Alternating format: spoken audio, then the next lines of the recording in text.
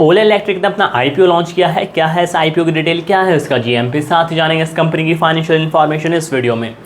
ओला electric ने अपना IPO launch किया है। इस आईपीओ में अप्लाई करने की डेट है 2 अगस्त से लेकर 6 अगस्त तक। आपको अलॉटमेंट हो जाएगी 7 अगस्त को, पर अगर आपको अलॉटमेंट नहीं होती है तो आपका रिफंड आ जाएगा 8 अगस्त को आपके अकाउंट में। आपके डीमैट अकाउंट में शेयर्स क्रेडिट कर दिए जाएंगे 8 अगस्त को ही। और इस आईपीओ की जो लिस्टिंग है वो है 9 अगस्त सुबह 10 बजे आईपीओ शेयर मार्केट में लिस्ट कर दिया जाएगा।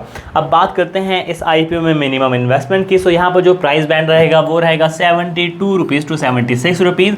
एक लॉट में होंगे 195 शेयर्स। 76 रुपये के हिसाब से 195 शेयर के हो जाएंगे 14,820 रुपये। तो ये मिनिमम इन्वेस्टमेंट रहेगी for retail investor.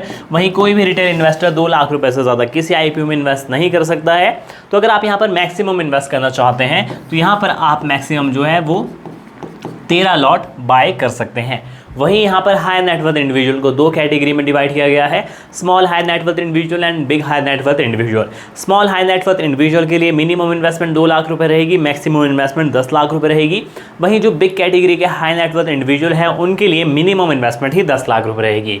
Small high net worth individual के लिए यहाँ पर जो मिनिमम इन्वेस्टमेंट है वो है 14 लॉट की। मिनिमम उनको इन्वेस्ट करने होंगे 2,07,480 रुपये। वहीं बिग हाई नेटवर्थ इंडिविजुअल के लिए मिनिमम इन्वेस्टमेंट रहेगी 68 लॉट की, 10,07,760 रुपये उनको मिनिमम इन्वेस्ट करने होंगे। अब बात करते हैं इस आईपीओ के जीएमपी के बारे में। आज की डेट के अकॉर्डिंग जो जीएमपी चल रहा है वो चल रहा है 17 रुपये। इस जीएमपी के अकॉर्डिंग जो लिस्टिंग गेन हो सकते हैं वो हो सकते हैं 22% के। आईपीओ के पर शेयर का प्राइस है 76 रुपये। इस जीएमपी के अकॉर्डिंग जा सकता है 93 रुपीज़ पर शेयर। बट जीएमपी इंक्रीज और डिक्रीज होता रहता है। एक बार अप्लाई करने से पहले जीएमपी ज़रूर चेक करें। अब बात करते हैं कि आखिरकार कंपनी करती क्या है। वैसे तो मुझे बताने की ज़रूरत नहीं है क्योंकि ओला इलेक्ट्रिक सब जानते हैं कि ये एक 2 wheeler and 3 wheeler manufacture company है और ये एक इलेक्ट्रॉनिक व्हीकल कंपनी है। बाकी कंपनी की इन्फॉर्मेशन आप खुद से पढ़ सकते हैं, आपको पता ही होगी। तो यहाँ पर हम टाइम वेस्ट नहीं करेंगे। अब यहाँ पर जो आईपीओ का इशू साइज़ है वो है 6,145 करोड़ 56 लाख रुपए। तो ये कंपनी जो है इस आईपीओ के ज़रिए इतना पैसा रेस करेगी और ये ऑब्जेक्टिव है कि ये पैसा कहाँ कहाँ खर्च करेगी।